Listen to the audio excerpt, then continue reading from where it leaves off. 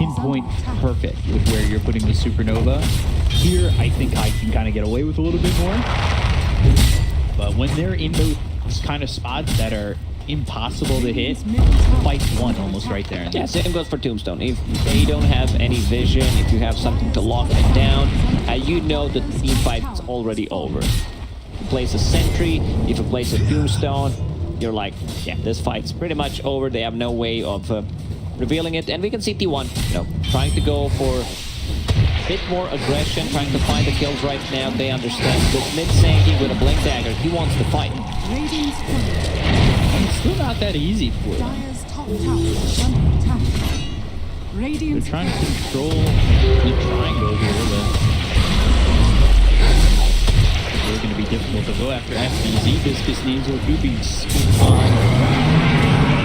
on to the Centaur. Sunray from the epicenter, but now the first spike comes through on a Kescute and a wall down with the finger. They'll get the kill to Kescute, and this is the egg. That's where we wanted it the last time. Whether or not they could keep it close, and really couldn't keep T1 too close. He goes over to Sunray, and he's just going to give up his life afterwards. It's surprising there from Hyde, because now they've caught Makoto. He'll slight, he's not going to make it out of this. Supernova, 10 out of 10.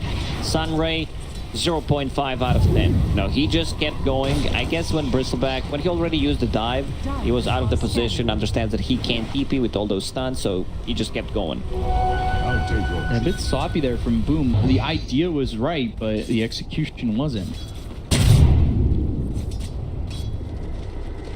It's a big problem. We watch it as the fight happens once again. Makoto over to the side, or Spike lands on a Kescute. They need Centaur in this fight. They need Centaur to be able to stun people, but he's already sitting at half HP just to be able to control them while Supernova is dealing damage. Boom's lineup is very good at going in and out, resetting with Io's heal, with the snowball saves, Stampede, Sunray. So they need to get in and out, while T1's lineup is, you know, we're gonna go in, we're gonna use our combo, burst people down with the finger, and they want to quick in and out. I want to see if they are gonna be able to do it. Yeah, a little bit lacking. Even though it still feels like they're comfortable, even though that fight didn't go too well for them, picking up the Ags on the IO, you should feel comfortable getting these fights when you have Supernova. I wonder how they're going to try and approach this next campaign as they're trying to get tier 1 equipment. Well committed. First dive away, 23 from maybe trying to get a early strike. See what that stuff with the Sunray, now the Walrus punch. The two-man stun, Hyde killed off FBZ. He's getting low, and Hyde scoots to buy back. So chases all the way through the triangle to get the kill on FBZ. T1, the rest of the team is leaving. That buyback from Hyde and not getting anything from it. It feels super really low on T1. Like, they bought back, Phoenix didn't manage to get the egg up, they didn't have mana, had some Magic 1 charges, but yeah, got bursted down. Surprised Boom wants to play aggressor right now. They're really not in a rush. All they need to do is protect the Roshan, not necessarily engage into a team fight. Like, get that Blink Dagger on a Centaur. Also a bit surprised he decided to finish off the Phase Boots. Casual Chainmail is fine to be able to tank up some more damage from the Coil Spray and the Viscous Nasal Goo. They have a lot of minus armor coming out from that. But yeah, they need someone to initiate. So he needs to farm for another 2-3 minutes to be able to have a Blink Dagger. FP.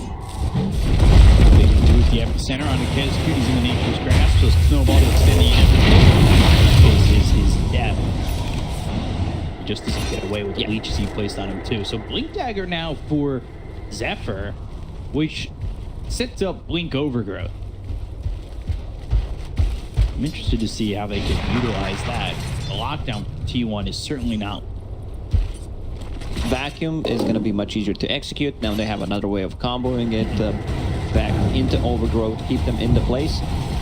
Like, it's all about these small things. Like, Tusk had 10 Magic Wand charges there when he was dying. Did not want to pop it. Understands I'm in position 5. I'm dead. He sees a lion. No point of using it, so he's just gonna keep it for the next fight. Okay, lead, and this is what he said you want to compete. Go competitive early on.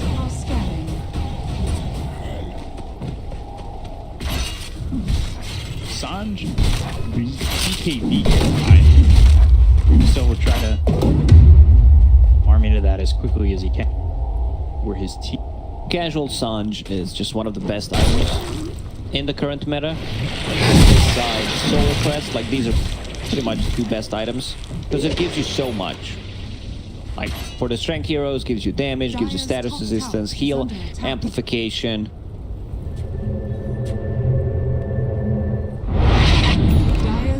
Base there. Hide. Carl still sitting in. He's gone the typical build we've seen from these Sand Kings. Blink Dagger, Boots of Travel, And then a defensive item, either a Yule Scepter or a BKB. Now going into Aghanim Scepter. I know you like that one. Yeah, I'm excited to see the ads. I think, especially yesterday, we saw Yule's in the BKB for the Sand Kings. Never really felt like there was anything more we were going to see from the Sand King.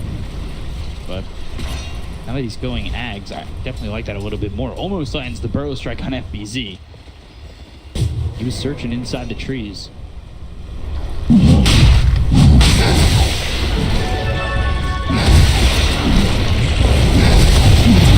Bristle, they don't have enough. I don't think they take this fight. Let's see if they decide to do so. First Aegis doesn't really matter that much. I think they have the tools to deal with the rest of the team, and they can leave this back for the later stages because he's going to be the one picking it up. We do not want to give Aegis the same thing. It doesn't make much sense. They're scouting things out. Roche is sitting pretty low. Center getting charged up. Thinking about it, Carl. Ability to stop that. So now let's see if Boom can try and defend against this Roche. Roche trying to help out. First the dash on the 23rd.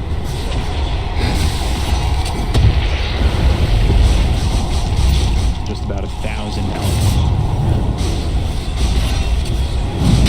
Carl keeps slamming the first tail down, thinking about going in with the epicenter, but Boom's pretty split up. Their focus needs to be on probably Hyde. He gets a good supernova off. That could be a very big difference. It's going to be picked up by the Kodo. They get the Kodo 23. They will go over the supernova.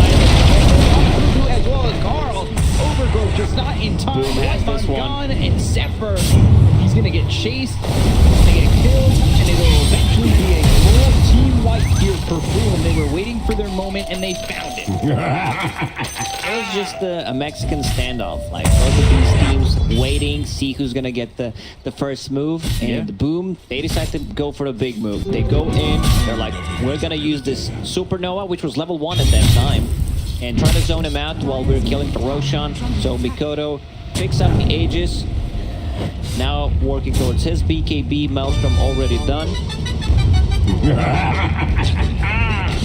This picture is just like, I know. Don't worry. Yeah, Supernova started off Snowball, everything on the 23. And the epicenter just feels a little bit too late. Carl gets stunned as he Burrow strikes in, and then the Supernova goes off, they clean up. Yeah, dude, they don't kill Supernova, especially now that it's level 2. I don't know how they're gonna do it. Possibly if it's just in a really bad spot. If you get caught in Icarus dive, possibly with a stun or overgrowth. Centaur going towards, working towards his next item after finishing the Blink Dagger, which seems to be the Lotus Orb.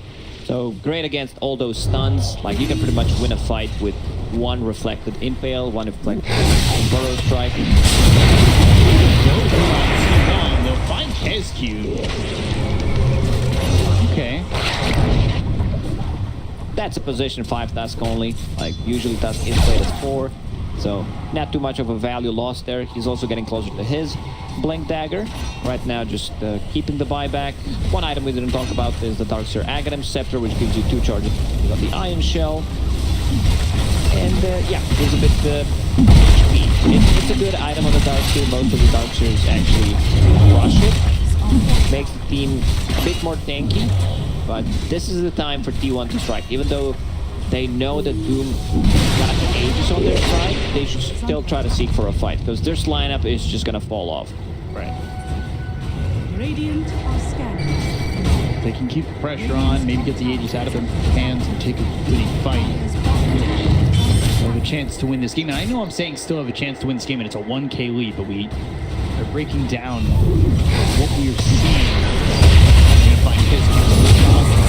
Steelers that are going to fall off pretty bad. Here we go. They got the kill on a white on. Supernova down again. 23's getting chased. They look over. They get the kill on the Darkseer. They look over at this Bristle. Try to finish him and try to catch him. Swiper's there onto this Bristle. He's got the Searing Chains in a second. Won't be able to keep up. D1 just doesn't have the game plan, I would say. Their plan right now is we group around the towers and force them into a fight because we know we'll lose this game in the late game. Yeah, they understand the dynamics, understanding where their timings have to be. And you can see because they're still putting the pressure on. Make some teams... By pressure, if you mean losing multiple heroes, yeah, correct. That's a lot of pressure. Eye of bottom, finger, not available. Got the hex. They have the lockdown. Draining mana, BKB, just DP out. He's gone. If they had a finger, it's definitely a kill. Yeah. Also, the status resistance coming out from Sun really helps out. Chains, stun on it too, but they've got the snowball as well as the walrus. But they'll go white on the shards are off the mark, but it's not going to matter. They've got the trigger to kill. Carl just getting it. Strike, overgrowth, and it's on a 3. They're going to try and make this happen. They'll go after 5 Supernova. Carl, good Carl. Let them get executed as well. However, they're going to lose 23, and the numbers that T1 are losing are putting them out of this game quicker and quicker. Boom, they lose 2 supports, they win another big team fight. Treant Protector is the only survivor of that one. It's just, I'm really worried about their damage output. Phoenix, in that fight, didn't have a single spell pretty much. Now that he gets a BKB, it's gonna be much easier for him to take the fight. I've seen Phoenix like rush in a BKB when they're playing into Nyx Assassin most of the time. Something that's really popular in China. Seen it in a couple of games of Southeast Asia. I think it's the same thing in here. You know, there's a lot of stuff that can interrupt the Sun Ray, and this is where the most damage is gonna come from. Phoenix might feel untouchable. I think he might feel untouchable. And I don't know what T1 can do at this point. There's some things that like they're still doing right. This lockdown, it feels good from them. They just don't have anything to follow it up. They're not taking out these heroes. They're getting the lockdown. They're getting these 4-man stuns. It's not enough to win these engagements. They put the pressure on, but the pressure doesn't feel as heavy anymore. The pressure is just not there. It's not enough damage. Like Bristleback, he kind of lost his momentum. Even though like he was having a good time, Carl. Remacell getting that stun with the Centaur. They're gonna relocate bottom. Well, okay. No need for that. It was still, you know, a kill. And it's one of those games that could potentially just end with no real fun. You know, they lose 2-3 heroes, they call the GG, they understand like we can't really fight them anymore. We had our momentum, which we needed to hit the timing, 15-20 minutes in, take that Roshan, siege with the Bristleback, just didn't happen. Maybe that last fight comes around Roche. Little ways out. Seems like I was not wrong about sanking this hero. You stay 1k gold lead ahead of the enemy mid laner because you push the wave. You're giving the also farm to the Ember Spirit to the enemy mid laner. You farm the jungle in the meantime, but that's it. You're still gonna be low track. You're still gonna be only at the center. This is the hero that does not scale. Would you rather see No, I would rather see anything other than the sanking on a mid lane.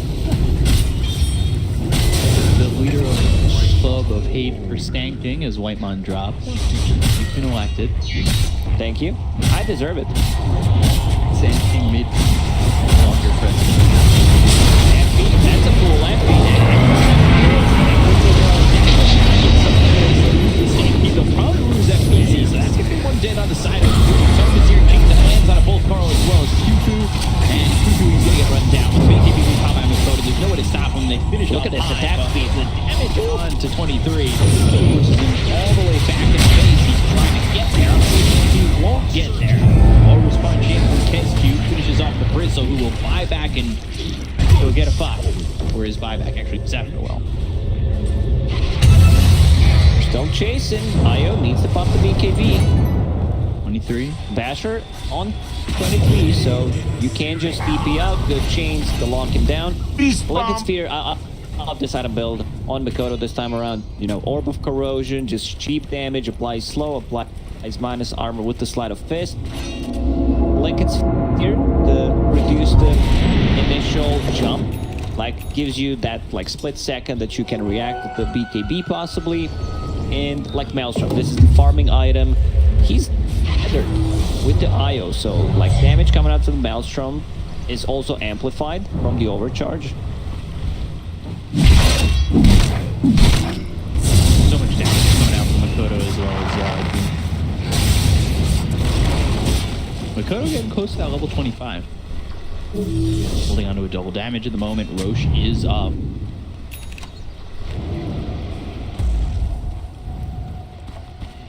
What is going to feel like T1's last stand to try to defend the Roche attempt. This is second Roche, so Cheese ages plus a shard.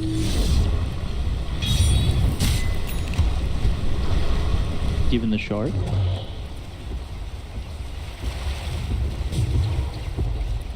Phoenix? Could be Phoenix. Amateur chart is also not bad. Fire Remnant deals the AoE damage, and you get the charge if you are close to the kill.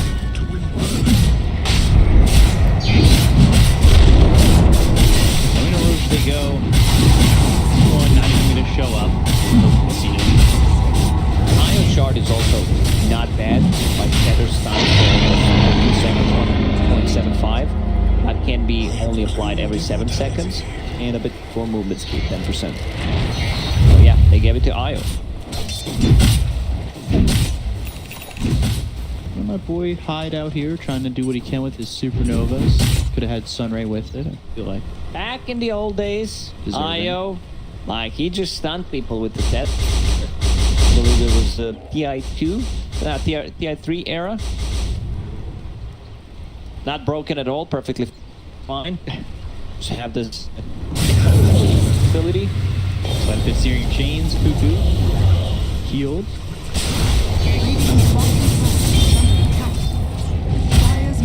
We'll go after the tier 2, then onto the high ground. As much that T1 can do stop them. Getting the tier 2, we'll see if they can even stop the high ground push. T1 in this game only managed to take the T1 towers. Makes a lot of sense. It didn't go for tier 2s at all.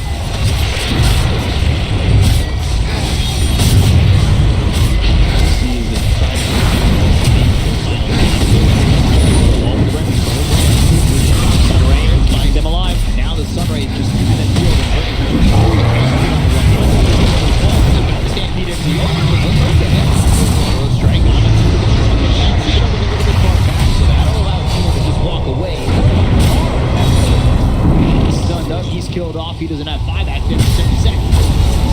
He bought that Aghanim Scepter, went all in, no buyback money. Like, they need his stun. So without us tanking, without their ultis, they cannot take this fight. They're back. Alright, and stun bouncing off the Lotus Orb. Whitemon gone. Makoto going for Cuckoo. Will surge back into the base. It's not looking likely that they can do so. They're dying in the towers. But they're dying, yeah. They have to go after DPC. They've taken out They're just out of the hands of the Emperor, so it's starting to turn around here for T1. They don't have many numbers. numbers to keep throwing to get these kills. Oh, they're throwing. They're throwing their bodies at tier 4 towers for no reason. There's no need to do that, but yeah, a bit of fun. Now FBC decided to buy back as well. Move up towards top, go to the tier 3. Here it's to 23 as he tries to stick in their face. FBC with look as well. The stun out onto Zephyr. Zephyr will try very quickly and tie back. They got the stun ray right on top of him. It's not going to be enough. Aren't outputting the damage they need. With 22 top of BKB. Running after this team, eventually it'll run out and he'll be out of time. Question is, you take it Dakota's back in. and they should. Chased by Makoto over the web. Next dies. Next full strike, not going to do anything. DJ again, he's got no buyback. Icarus side over 23. Hitting Sunray on him, and eventually he burns. Call GG, and T1 will drop the first game. What a performance from Boom. Like, they had a much better draft than this one. T1 did not reject a single time. They managed to kill Phoenix in this game, but it was such a good Phoenix game that they were not able to even get it once.